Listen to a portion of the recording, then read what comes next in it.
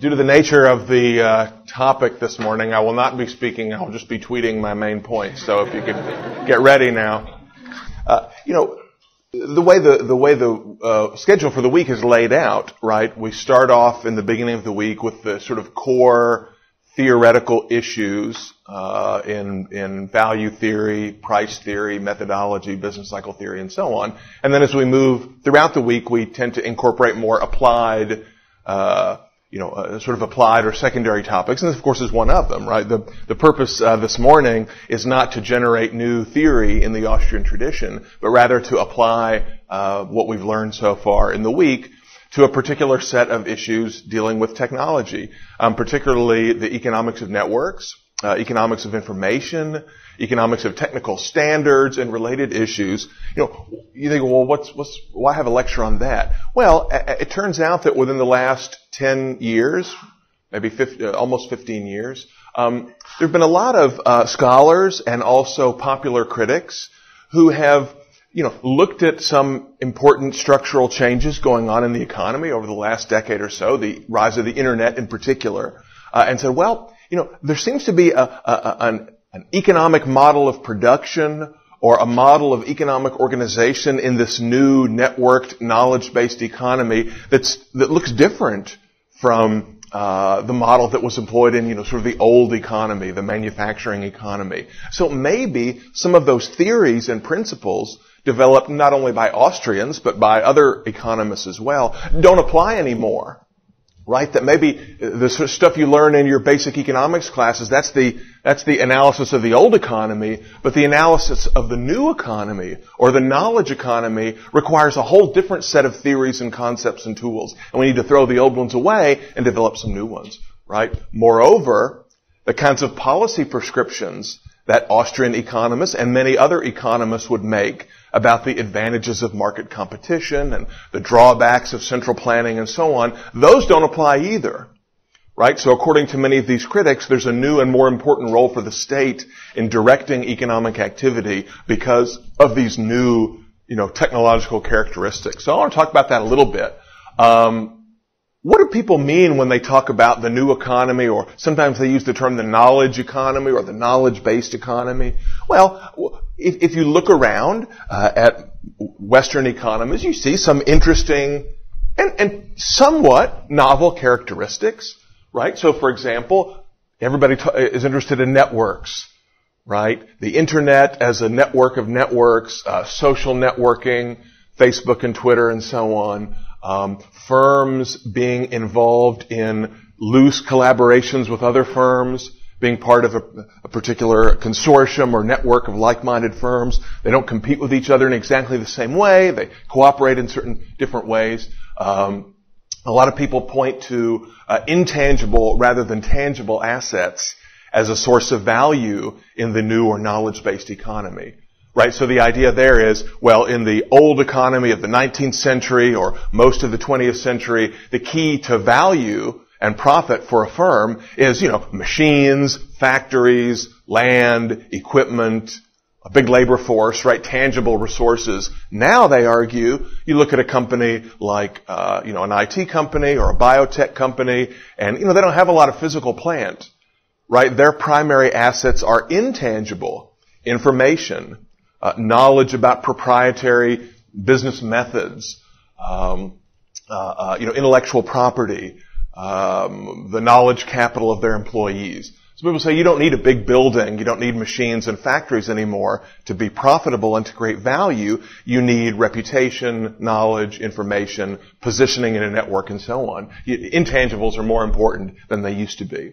Other people have pointed to, the relative sizes of the manufacturing versus the service sectors in Western economies, right? Say, well, in the U.S., a greater proportion of output, a greater proportion of labor, and so on, is in the service sector relative to the manufacturing sector. Manufacturing is not important anymore. That's not a source of economic growth, right? We source that out to people in the third world, developing countries in Asia, maybe in Africa, and so on. And here in a country like the U.S., we concentrate on, providing services like lawsuits, right? We excel at suing each other, and we let, developing countries actually produce stuff. Other observers have noticed the rise in sort of what you might call new forms of organization, new forms of business organization, like an open source network, for example. So they say, well, Microsoft Windows, that's produced using an old model, a sort of hierarchical model. So you have, Steve Ballmer at the top, and you have a bunch of employees, you have programmers, they're employed by Microsoft, they're paid to write code, somebody assembles it and coordinates it and packages it and tries to sell it and make money. Linux, on the other hand, right, doesn't have that kind of hierarchical structure. It's produced by volunteers who contribute their time and effort out of, perhaps, it is alleged, intrinsic motivation, though there's some problems there, and the result is some sort of spontaneously ordered product. Again, compare the Encyclopedia Britannica and Wikipedia, right? The idea that Wikipedia is produced by this new organizational form, a new means of production that, wouldn't have been feasible in the old days, but now because of IT, information technology, the internet, and so on, we have this much more decentralized, disaggregated way of producing stuff. Some scholars and critics have argued that this model may generalize to producing lots of things. Maybe you can produce cars as open source products. Maybe we can make food, in the Wikipedia style, and that we ought to be paying more attention to that. I'll have a little bit more to say about that later. And finally, some have looked at changes in the way firms compete with each other. So this goes a little bit back to the idea of networks. There was a book by Dixit and Nailbuff that came out about 10 years ago called Co-opetition. They said, well, it used to be that firms could either compete or they could cooperate, but now they simultaneously compete and cooperate. They co-opete? I'm not sure. The noun is co-opetition. I got to think about what the verb is, but the idea is that these sort of old models of oligopoly or competition, perfect competition, or rivalrous engagement between firms. That's not what firms do anymore. They're in these much more complex kind of relationships, and we need new theories to explain that. Some of the literature. So the point is, given all this, do we really need? Do we need some kind of new economic theories? Is regular economics, in particular regular Austrian economics, is it still useful? Some important literature, there were two books that came out I think they both came out in 98. One serious and one silly. Okay, the serious book is called Information Rules by Shapiro and Varian, which I recommend to you. It's an excellent book that applies mostly neoclassical, but basic economic theory to sort of network and communication issues. Then a rather silly book by Kevin Kelly called New Rules for the New Economy, kind of a pop book, both of which analyzed, in particular, online markets and so-called information goods. Right? So when you're transacting online, as in eBay or Amazon or these sort of B2B, business-to-business exchanges, that the way firms compete is different from the way they do in sort of brick-and-mortar competition. And they also focus, the Varian book in particular, on the buying and selling of information, such as a directory or, the Google cache. That's an asset that is purely, the value of it is information. How do you buy and sell information? There have also been more recently some books that focus more on networks. A rather silly book called Wikinomics that I would recommend if you want to laugh, but the analysis is not very good in my opinion, by Tapscott and Williams. And then a more serious book by Yochai Benkler at Yale called The Wealth of Networks. I wrote a review of this for the Independent Review last year, if you want to look at that.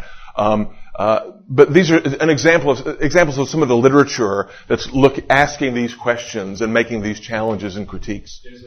Yeah, Chris Anderson is best known for his book, The Long Tail, and his newest book is called Free. I don't actually have a quote from Anderson, but I have a quote on the same idea, which I want to challenge a little bit. So this Kevin Kelly book, this gives you a flavor of the kinds of things that people were saying in the late 90s. Now, what's going on in the tech sector in the late 90s?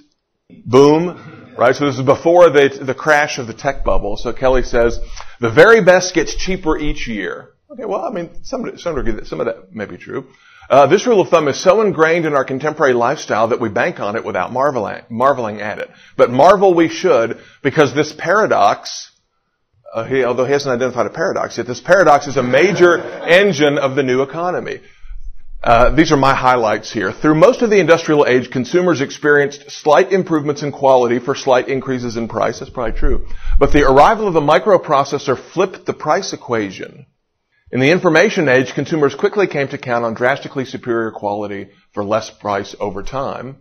The price and quality curves diverge so dramatically that it sometimes seems as if the better something is, the cheaper it will cost. Because the implication is, in the old days, as product quality improved, if you want a Mercedes, you got to pay more than to get a, Toyota. But now, the fancier, the better, the higher the quality something is, the less it costs. So, instead of the old way we would draw demand curves or how we would shift the demand curve for an increase in product quality, now we have to do it the opposite way, or maybe the demand curve slopes up, or higher quality, you shift the demand curve to the left instead to the right. What's wrong with that? What's the confusion here? Yeah, he's confusing improvements in quality over time with willingness to pay at a moment in time, right? So it's true that, whatever an entry-level car would be, a Honda Civic or something, is vastly greater than a Model T Ford. Okay, so products are better getting better over time. And in some sectors, particularly in the tech sector, we've seen prices fall over time. Right, but that doesn't mean that at a moment in time for a given set of preferences and a given state of technological knowledge, that the better something is, the less it costs. It's not like right now I can buy a Mercedes for half the price of a Honda. Okay? This is just muddled thinking, really hyperbole to try to sell books. This came from the Dallas Fed's 1999 annual report, which is an interesting source. You can still find it online, of sort of new economy hyperbole.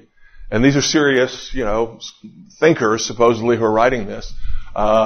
I like this sentence. Scarcity, the first assumption of the old economy, isn't the dominant feature of the new economy. Okay, so what you learned about, human beings choosing among alternative scarce means to achieve their ends, none of that applies anymore. Scarcity isn't important.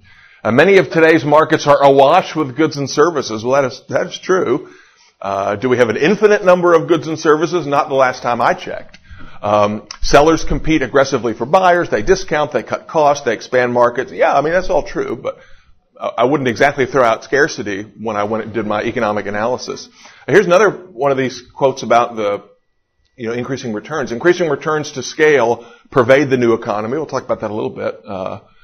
More of today's companies and economies thrive on quantity discounts. That's true. The higher the demand, the lower the price. I'm not exactly sure what they mean here. If by the higher the demand, they mean shifting the market demand curve to the right. It's not clear to me how that would result in a lower price. There's a funky looking supply curve. Yeah. Maybe they mean quantity demanded even, so they either, so maybe they either mean a downward sloping supply curve or an upward sloping demand curve or something. It's not spelled out exactly what they mean. I think they're just trying to sell annual reports.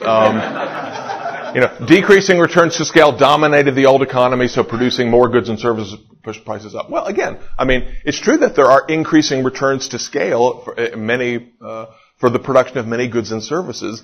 It's not like this is the first time we've ever thought about returns to scale. There's a big section in Man, Economy, and State, and you go back to Alfred Marshall, even boehm-bawerk talks a little bit about this. This is hardly something new in the economy.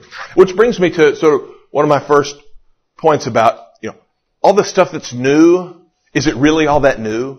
How new is the new economy? And I would argue, not very new. Okay, not very new at all. For example, people say, well, it used to be to get your ideas across, you had to publish a book. And I think Gary North engaged in a little bit of hyperbole in his discussion on this topic too, that, now you don't have to be a publisher, right?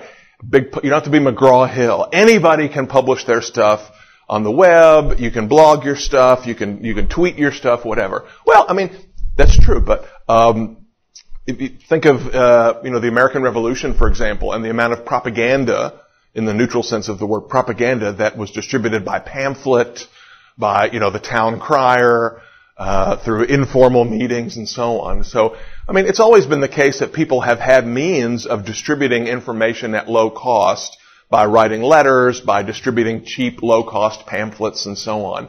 Again, we can do that a lot more cheaply now, and you can reach more people more easily with a web page than you can with a pamphlet. There's no doubt about it. But this idea of trying to circumvent the established providers of information through sort of back channels, that in itself is by no means a new phenomenon. The Internet's new, of course. Don't dispute that at all. On the other hand, a lot of its characteristics are not entirely new either. It's a really interesting book. I should have brought the cover of it, called, it came out about 2000, I think, called The Victorian Internet. Anybody heard of that? The Victorian Internet? It's about the telegraph machine, which emerged and was diffused widely in the mid to late 19th century.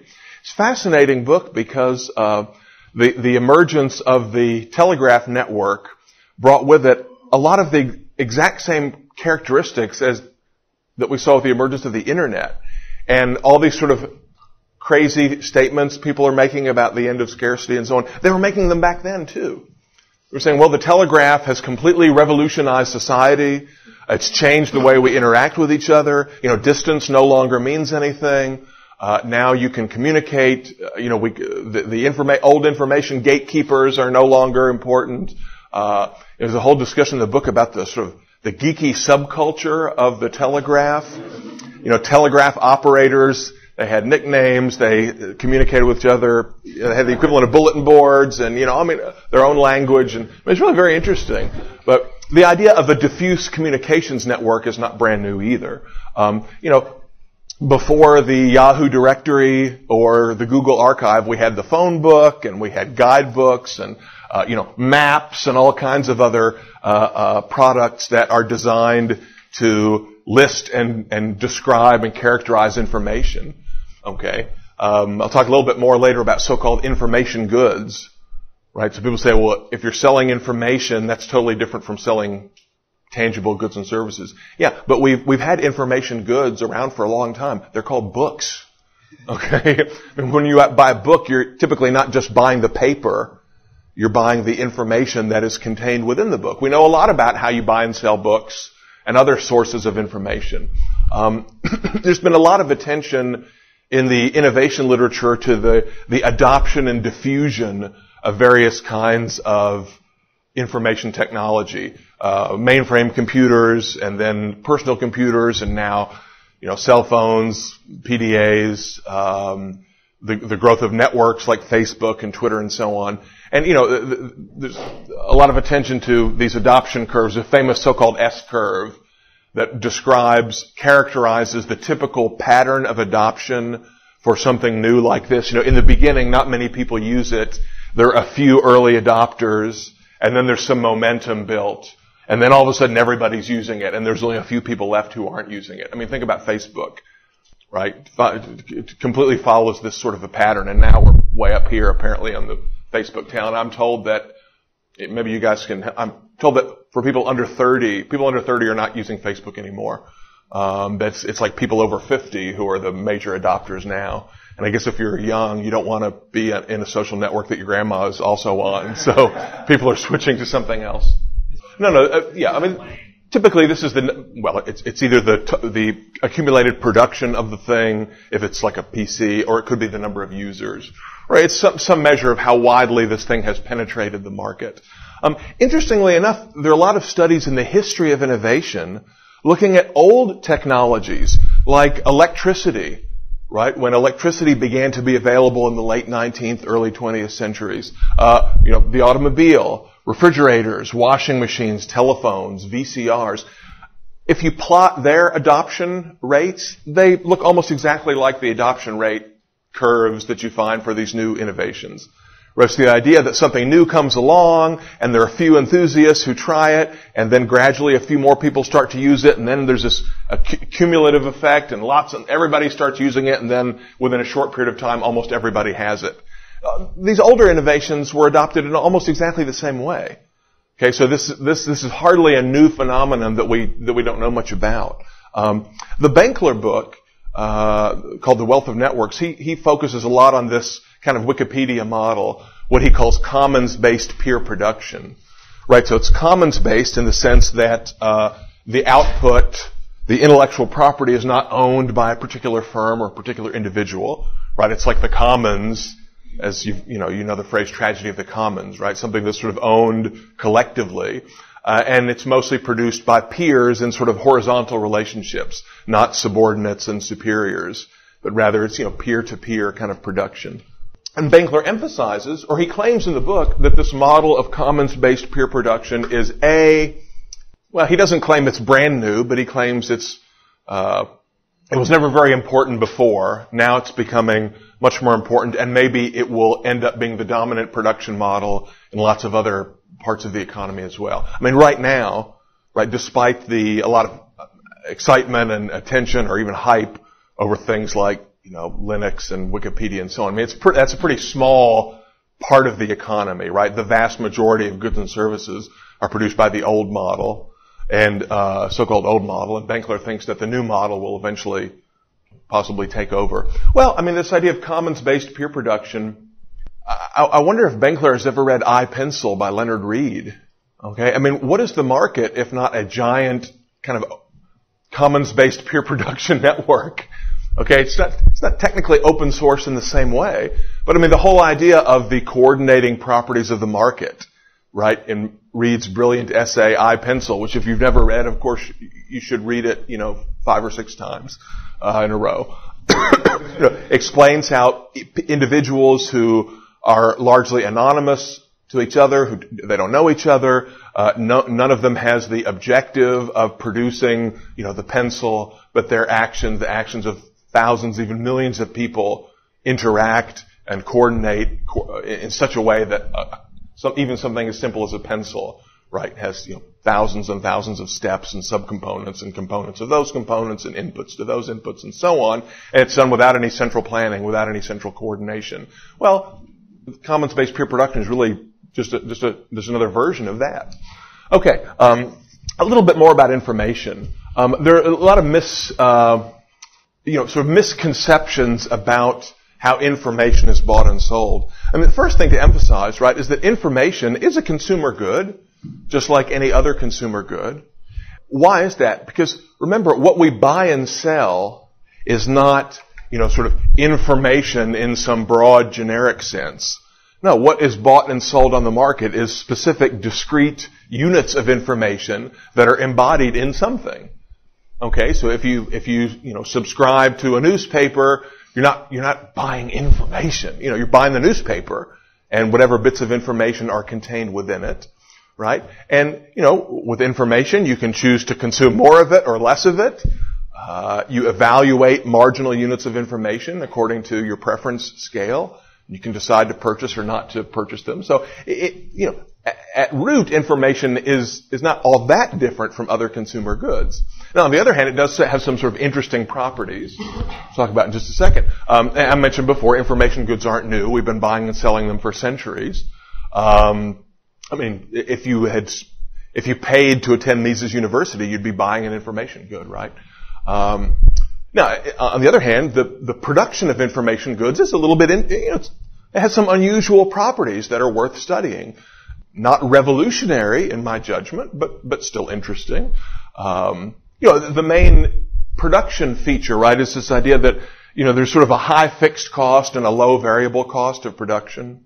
In other words, if you look at Tom Wood's book Meltdown, right, the major production cost in producing copies of that book Meltdown, it's not printing another copy and putting it in the mail. It's writing the book. Okay, so writing a book is hard. Once you've written a book, making one more copy of it is pretty easy.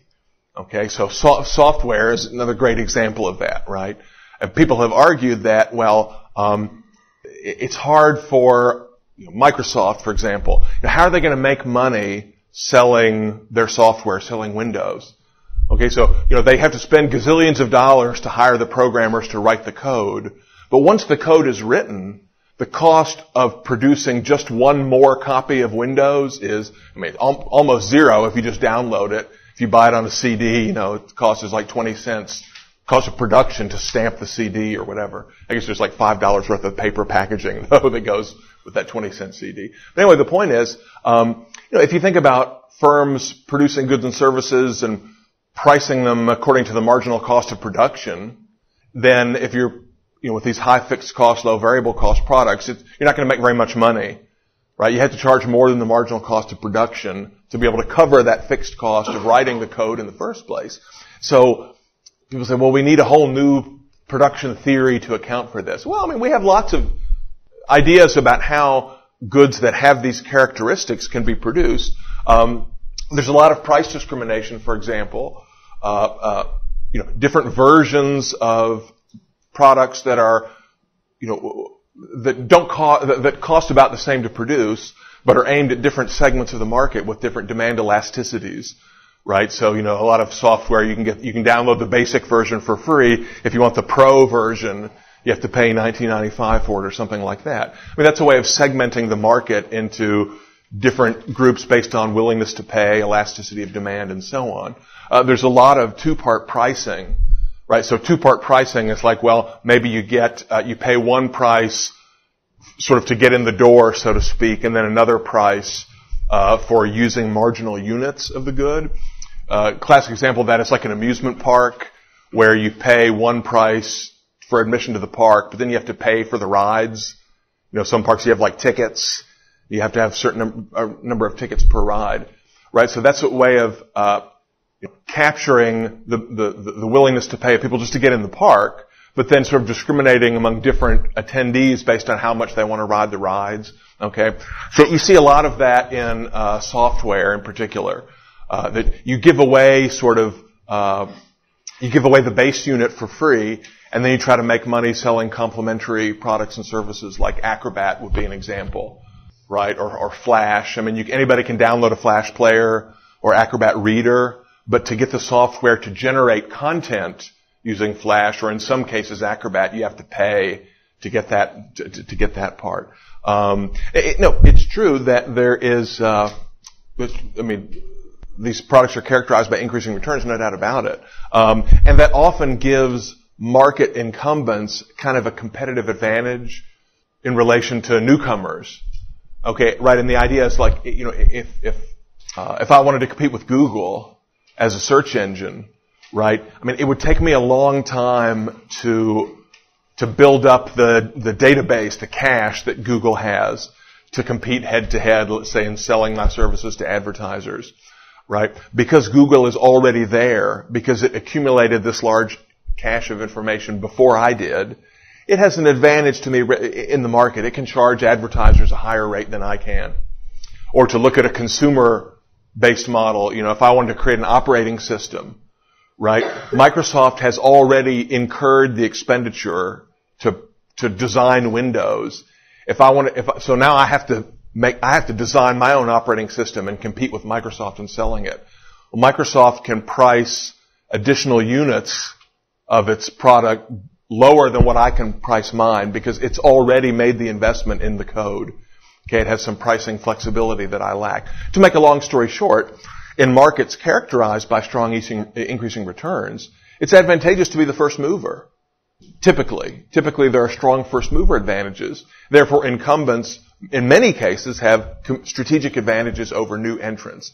Not necessarily in all cases, and it doesn't mean that there is never any movement within the ranking of companies. Obviously, the fact that Google wasn't an incumbent in 2002 or whatever didn't stop it from becoming the dominant player. So there's a lot of movement in and out of these rankings of different tech firms. But yet a lot of people believe that once you're entrenched as the dominant tech firm in a sector, you can never be dislodged. And Microsoft can never be overthrown. Google can never be overthrown unless, of course, the state antitrust authorities or regulatory bodies step in and rescue consumers from being exploited. I want to say just a few words about network effects. Excuse me. Because this has gotten a lot of attention in the literature. What do we mean by a network effect?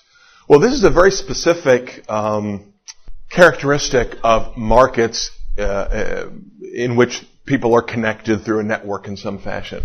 Right? And the idea of a network effect is, imagine a good or service for which the value of consuming that good or service is a function of the number of other people that also consume that good or service. In other words, for many networks, the value of being in the network is a function of the size of the network.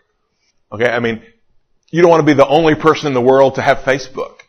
Okay? It doesn't have much value to you if there's nobody on it or if nobody you know is on it. Okay? So the more people are on Facebook, the more valuable it is on the margin for you to join as well, because more of your friends are on there and so on. Okay? Why is that important? Well, it is alleged that when for particular technologies or products that have this characteristic that the value of the product depends on the size of the network, often the market competition will select kind of the wrong product as the dominant product.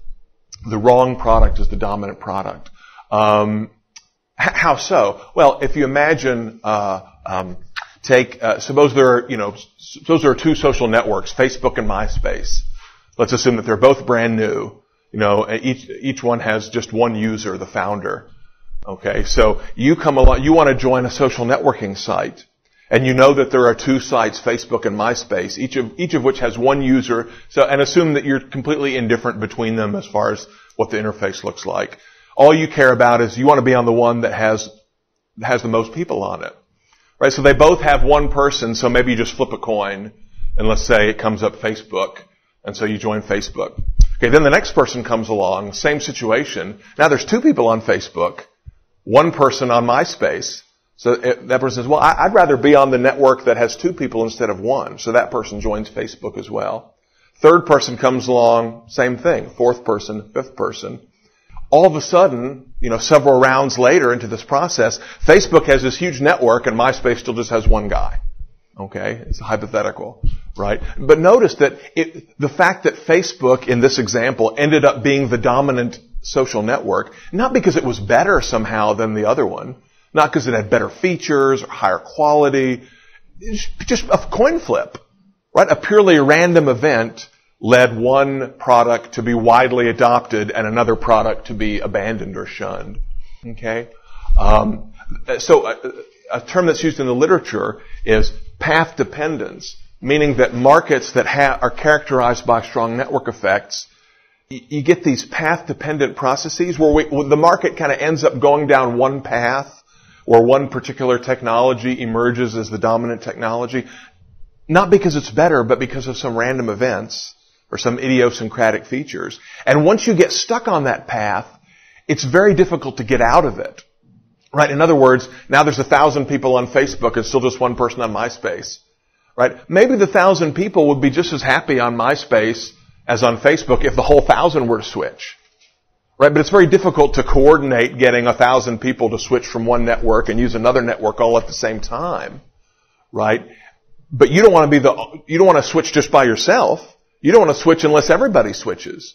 And if it's difficult to coordinate getting everybody to switch, then we end up being stuck with the one that we sort of randomly, got to without, not because it's better, not because we like it, but just because of random events. But we get locked in to the wrong technologies, and, not surprisingly, the remedy is more government intervention, of course.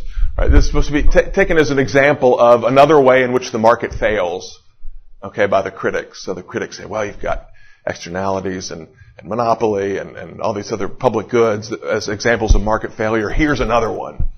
An even more important source of market failure now is network effects and path dependence. Sometimes they call it the QWERTY effect, because one of the most famous examples of this is supposed to be the layout of the typewriter keyboard, a so-called QWERTY layout based on the alignment of keys. And there was a famous article published by the economic historian Paul David called Clio and the Economics of QWERTY, in which he argued that the history of the typing industry demonstrates that in markets where technological standards are important and there are strong network effects, markets cannot be relied on to choose the most efficient or most effective goods and services. And he tells a story about the early days of the typewriter industry when in fact there wasn't one standardized keyboard layout. Lots of typewriter manufacturers used all kinds of different layouts. Some were alphabetical, some were based on ergonomic studies, and there was no one established standard. Now, naturally, from the point of view of the typing industry as a whole, there's an advantage in having a common standard adopted, because presumably more people would be willing to buy a typewriter and train themselves to use it if they thought that those skills would be transferable from one machine to another machine to another machine. Okay. Yeah, sure. And right, if you know one particular method, it's easier to teach, and you could have schools and classes that just teach the one method or whatever, like we have for the most part today for touch type. There's some differences in how punctuation keys are aligned in different countries and so on. But everybody who uses the Roman alphabet basically uses the QWERTY model. Now, in David's story, in the early days of typing, to promote typewriters, typewriter manufacturers would put on these typing contests. They would go to a town and they would advertise, a big town fair or whatever. We're going to have this typing contest in the town square, and a bunch of different typists would compete to see who could type the fastest. And it just so happened that there was one contestant who used the QWERTY keyboard and was very fast. Not because the QWERTY layout is better, but just for whatever reason, this fast guy happened to use QWERTY. So market participants mistakenly thought that, that must be a good standard. And so some other manufacturers began to adopt the QWERTY format as well. And before long, through this process of path dependence, we ended up locked into QWERTY, where now pretty much everybody uses QWERTY, even though, according to David, all the experts agree that QWERTY is grossly inefficient relative to alternative layouts, the most famous being, I don't have a board, so-called a Dvorak layout. Some of you have heard of this, a different way you can organize your keys. You can do it easily on a computer now.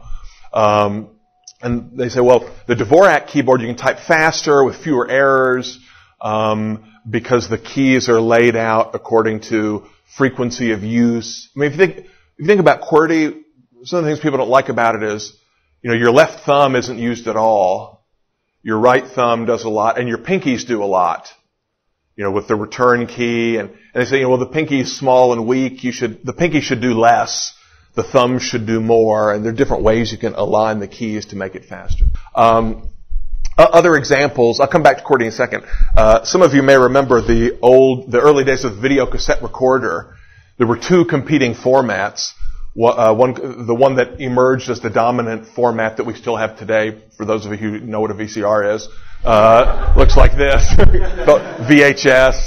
They also had another format called Betamax that was pushed by Sony that lost out in the competition. Of course, the modern, more recent equivalent of the battle between VHS and Betamax is Blu-ray versus HD DVD. Remember, until like 18 months ago, there were two competing high-definition DVD formats. Now the one that lost, HD DVD, is almost entirely forgotten, and Blu-ray is now a synonym for high-definition DVD. But until very recently, there were two competing formats. Right, and the idea is, again, manufacturers of high-definition video, they would like a common standard to emerge, because I don't know how many of you own a Blu-ray player. A few. I mean, not that many, right? Part of the reason is they're still expensive. And when these things first came out, a lot of people held back because they wanted to see who would win the format war, right? Because you don't want to end up with an orphan. Like if you bought an HD DVD format player that doesn't play Blu-ray discs, now you're screwed. Okay, it's not worth anything. So people are waiting to see which will emerge as the dominant standard. I mean, the market doesn't really take off until a standard emerges. It was like that with VHS and Beta. If you read the literature in path dependence, people have come up with all kinds of seemingly bizarre examples of inefficient technologies that the market has foolishly chosen because of path dependence and network effects. AC over DC power. Some people have even argued that the internal combustion engine is less efficient than the steam engine. We should have steam engines in our cars, but because of some random quirk of fate, we ended up stuck with internal combustion engines. And of course, there's a network effect there too, right? Because there's not just the car, but there's the network of gas stations, mechanics, parts, and so on. That's like, it's like with electric cars, right? You need fueling stations and you need repair. It takes a while for all the support infrastructure to emerge, so there's some path dependence there. Okay, is this a good argument for market failure? I don't think so, for several reasons. One reason we might just call imperfect knowledge, meaning, we could imagine a case in which, multiple technologies are available for sale. We're not really sure which one is going to end up being the best one. Maybe we don't know whether QWERTY or Dvorak is really better until we have lots of experience using them. And so maybe 20 years later, 100 years later, we say, gosh, I really wish the steam engine had emerged instead of the internal combustion engine as the dominant. Well, we all have ex post regret, right? That's only a market failure if, given the information that people had at the time, they made sort of the wrong decision. They made an inefficient decision. Okay, so, in the early days of many new technologies, nobody knows which one is going to end up being better for consumers. This doesn't really necessarily tell us anything specifically. One could also look at the political process. One could say, well, yeah, it's true that in markets characterized by network effects, the free market will often choose the technology that we decide later is not the most efficient one. You can ask, okay, well, what's the alternative to that? It's like my grandmother says, getting old is not so bad once you consider the alternative. Okay, one alternative would be to let Congress decide. The government should decide what technology we use. Well, is are government decision makers more or less likely to choose the optimal, efficient technology than market participants? Well, it doesn't take much imagination to imagine that, lack of knowledge, improper incentives, and so on would lead government decision-making bodies often to, favor some rich guy in their own district or whatever. We wouldn't expect the political process to lead to any improvement in the allocation, in decisions about technology over the market. But finally, when you look at these histories, when you look at the typewriter market or the power market or the VHS market, it turns out that it's very difficult to identify any real-world example of where the market chose the wrong technology. Okay? First of all, we need to point out that what do we mean by the right technology or the wrong technology? Well, a lot of the critics in the network effects path dependence literature, when they say, well, this technology is worse than this other technology, they usually mean, better or worse from a kind of engineering point of view. Okay, in other words, they'll say, for example, that if we go back to the video cassettes, that the Betamax technology is really better than the VHS technology. Why is it better? Well, number one, the cassettes were smaller, and so the recording machines could be smaller. And number two, the tapes held more information. It was a higher quality picture on these Betamax tapes than on the VHS tapes. But on the other hand, some of you may remember this, some of you old-timers in the room may remember, the Betamax machines were also way more expensive than the VHS machines, and the tapes could hold less, you couldn't record as long. The first generation of Betamax tapes, I think you could only record 30 minutes. And the first generation of VHS tapes, you record for 2 hours. Then they bumped it up to 6 with the extended play mode or whatever. So if you're a consumer of a video camera or a video cassette recorder in those days, you're choosing between a more expensive technology that is higher quality but records less time and a less expensive product that has lower quality but can record for more time. Which of those is better or worse? Well, it doesn't matter what from an engineering point of view is the most technologically advanced or elegant solution. When we say better or worse from the market point of view, we mean from the perspective of consumers satisfying their needs, their wants. Okay, so what happened in that situation is consumers decided they preferred recording time over picture quality. They preferred recording time and price over picture quality and, compactness of the equipment. In what way is that sort of the wrong decision? We have no way of saying that we should have chosen this other technology. Okay? So it's important in this literature, in the literature there's a lot of confusion between economic value, the ability of a good or service to satisfy consumer wants, and sort of engineering value or technological value. We don't care about that necessarily. Okay? Also, when you look at these case histories, they're all seriously flawed. So, a famous paper by Stan Liebowitz and Steve Margolis called The Fable of the Keys Some of you might recognize that as a play on a word play, a famous paper by Bernard Mandeville called The Fable of the Bees. So they reconstructed the history of the typewriter market by going back to the original sources, looking carefully at the historical record, and found that the version in Paul David's account was completely fallacious. That in fact, there were indeed lots of competing formats for typewriter keyboards, but there were different winners in these different typing contests, and for a long time it was unclear which keyboard layout people would prefer. Lots of them were in use by lots of different people. And the QWERTY layout, it turns out, when they went back and looked at, where did Paul David get his information about the superiority of Dvorak? David's he hung his argument was based on a U.S. Navy study in the 1950s on different keyboard layouts, claiming that Dvorak was much faster and you could type with fewer errors and so on. The author of the Navy study was Mr. Dvorak, the creator of the Dvorak keyboard. Independent examinations and comparisons showed that there basically wasn't any difference in typing speed or ability according to which keyboard you use. Maybe very, very small differences.